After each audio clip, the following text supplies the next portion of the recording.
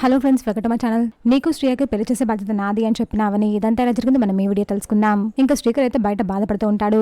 బాధపడుతున్న శ్రీకర్ దగ్గర వెళ్ళి అవని అయితే ఇలా అంటూ ఉంటుంది, శ్రీకర్ ఇప్పుడు నువ్వు ఇంట్లో ఉండడం మంచిది కాదు అని అవని అయితే అంటూ ఉంటుంది.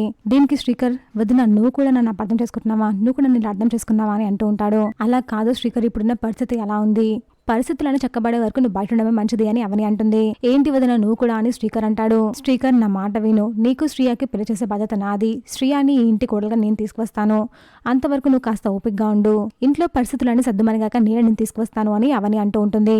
దీనికి శ్రీకర్ అలాగే చూస్తూ ఉంటాడు. వీళ్ళిద్దరూ మాట్లాడుకుంటే మాటలని పల్లవి చాటుగా వింటూ ఉంటుంది.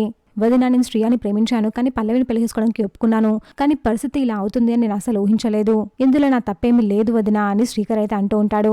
సరేలే శ్రీకర్, అయిపోయింది, ఇక వదిలే, నీకు శ్రీయాకి నేను పెళ్లి చేస్తాను, ఇంక ఇవన్నీ మనసులో పెట్టుకోకు, ప్రశాంతంగా ఉండు, పెళ్లి చేస్తావా, ఎలా చేస్తావో నేను కూడా చూస్తాను, నేను ఇంట్లో ఉండగా శ్రీయాకి పెళ్లి జరగనివ్వను అని పల్లవి అయితే అంటూ ఉంటుంది. అవని మాటలకైతే శ్రీకర్ కన్నీళ్ళు పెట్టుకుంటాడు, అలాగే చూస్తూ ఉంటాడు. చూసాక ఫ్రెండ్స్, మరి ఏం జరగబోతుందో ఇలాంటి జెన్యూన్ అండ్ అప్డేట్స్ కోసం మా వీడియోకి లైక్ చేసి ఛానల్ సబ్స్క్రైబ్ చేసుకోండి.